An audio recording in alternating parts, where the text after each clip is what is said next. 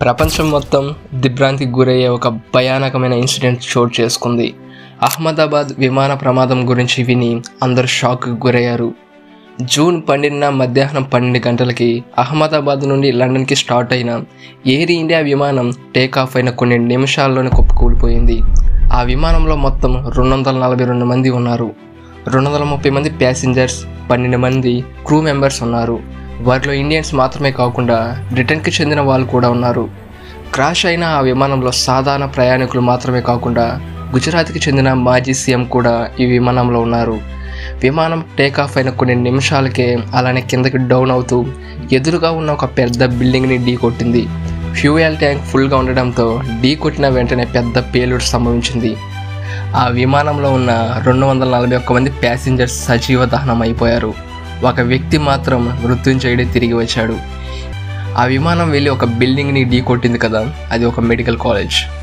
మధ్యాహ్నం lunch time కావడంతో students అందరూ లంచ్ చేస్తున్న టైంలో ఈ విమానం వెళ్ళి ఆ కాలేజ్ని ఢీ కొట్టింది.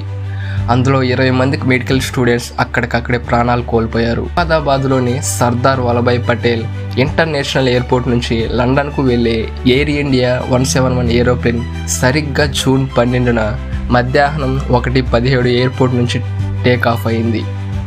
అందులో మొత్తం 242 మంది ఉన్నారు. అందులో 12 మంది ఎయిర్ ఇండియా క్రూ మెంబర్స్, 230 మంది ప్యాసింజర్స్. ఈ విమానానికి సుమిత్ సబర్వాల్ కెప్టెన్గా ఉన్నారు. కో పైలట్గా క్లైవ్ కుందర్ ఉన్నారు.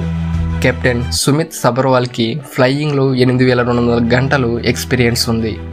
కో పైలట్ అయిన క్లైవ్ కుందర్కి 1100 గంటల ఎక్స్పీరియన్స్ ఉంది. ఈ విమానం యొక్క మోడల్ బోయింగ్ కంపెనీకి చెందిన 787 డ్రీమ్ లైనర్ విమానం. ఎయిర్ ఇండియా దగ్గర సేమ్ ఇలాంటి విమానాలు 30 ఉన్నాయి. ఈ ప్రమాదం జరిగిన వెంటనే అహ్మదాబాద్ ఎయిర్పోర్ట్ని క్లోజ్ చేశారు. జరిగిన ప్రమాదం వల్ల అమెరికాలో బోయింగ్ కంపెనీ షేర్లు 8% వరకు పడిపోయాయి. ఎయిర్ ఇండియా టాటా గ్రూప్ది కాబట్టి ఈ ప్రమాదంలో మరణించిన వారికి ₹1 కోటి చొప్పున ఒక్కొక్క కుటుంబానికి ఇస్తామని టాటా గ్రూప్ ప్రకటించింది.